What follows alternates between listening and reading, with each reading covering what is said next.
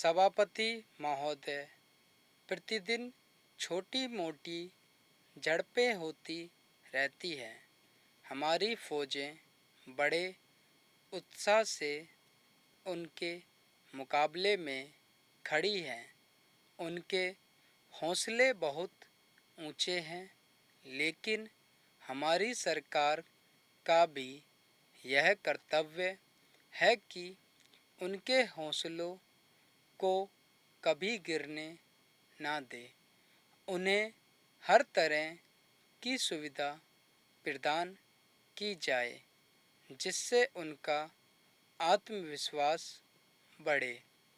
मैं मंत्री महोदय से अनुरोध करूंगा कि सरकार अपनी नीतियों के प्रचार का काम ठीक प्रकार से अपनी फौजों से करे।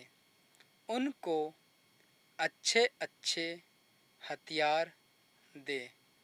अनुसूचित जातियों और आदिवासी जातियों के आयुक्त ने जो अपना प्रतिवेदन प्रस्तुत किया, उस प्रतिवेदन को देखने से आयुक्त ने जो प्रतीत हुआ कि उसके तैयार करने में उन्होंने बहुत परिश्रम से कार्य किया है।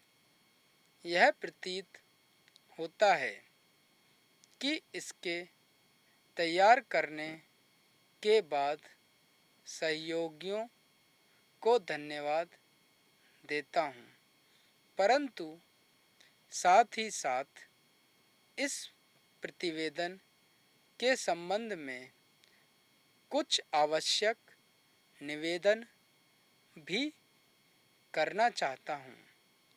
पहली बात तो यह है कि इस प्रतिवेदन को देखने से ऐसा प्रतीत होता है कि इन कार्यों के लिए जिस धन का उपयोग होता है, वह 3 साधनों से उपलब्ध होता है। केंद्र सरकार द्वारा, राज्य सरकार द्वारा और कुछ गैर सरकारी संस्था द्वारा। प्रतिवेदन के अनुसार जितना धन इन कार्यों पर व्यय करने के लिए दिया जाता है, उतना धन पूरी तरह से व्यय नहीं हो पाता। मैं यह नहीं कह सकता कि आवश्यकता से अधिक धन दिया जाता है या कार्यकर्ता को वह धन प्राप्त ही नहीं होता, जिसके कारण वह बिना खर्चे हुए बच जाता है।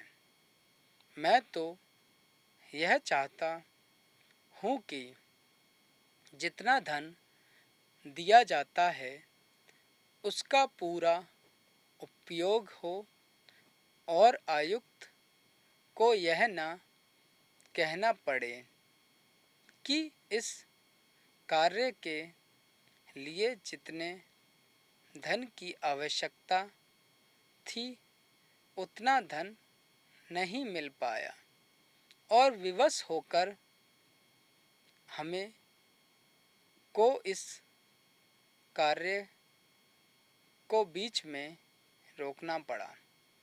जहाँ तक राज्य सरकारों का संबंध है, बहुत सी राज्य सरकारें अभी तक इस कार्य में असावधानी से काम ले रही हैं और इस कार्य की उपेक्षा की दृष्टि से देखती है।